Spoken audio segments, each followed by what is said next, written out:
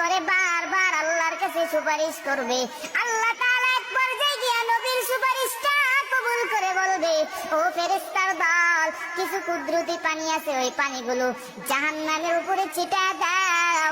আল্লাহ তাআলা ওই কুদরতি পানি জাহান্নামের উপরে ছিটায় দেওয়ার পর ফেরেশতারা আল্লাহকে ডাক দিয়ে বলবে, আল্লাহ, আপনি এমন কি পানি দিলেন জাহান্নাম স্তব্ধ হয়ে গেল, অথচ আমরা 70,000 ফেরেশতারা জাহান্নামকে টেনে ধরে রাখতে পারি নাই।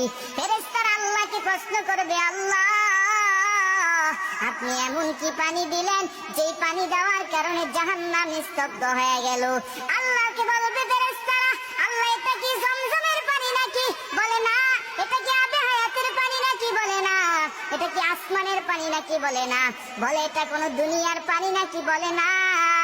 আল্লাহ বলবেন, না রে ফেরেশতা, না, এটা জমজমের পানিও না, আবে হায়াতের পানিও না, বৃষ্টির পানিও না। আল্লাহ তাআলা বলবে, ফেরেশতা, এটা কিসের পানি জানো? আমার কিছু গুনাহগার বান্দা ছিল, দুনিয়া